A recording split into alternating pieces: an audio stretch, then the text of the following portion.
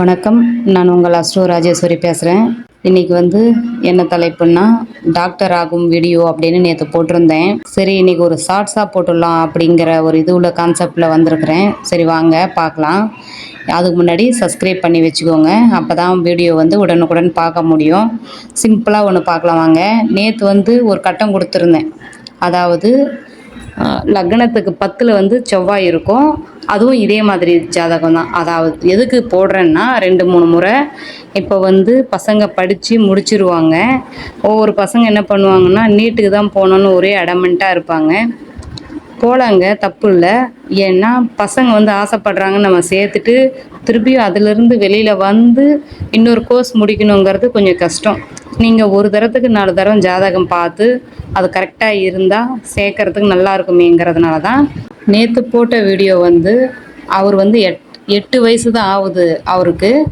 இன்றைக்கி போட போகிற வீடியோ மருத்துவ படிப்பில் நீட்டில் பாஸ் பண்ணி இப்போ படிச்சுட்ருக்கிற பையன், வயசு 22 ஆகுது.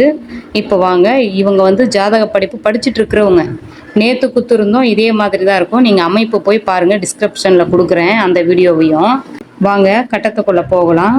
இப்போ லக்னத்தில் கேது இருக்குது, லக்னத்துக்கு 4ல் செவ்வாய் இருக்குது, லக்னத்துக்கு 7ல் ராகு இருக்குது, சனி 8ல் இருக்குது, சனி 8ல் இருக்குது, சந்திரன் 9ல் இருக்குது, சூரியன், சுக்கிரன், குரு 3 சிம்மத்தில் இருக்குது, அதாவது 10ல்.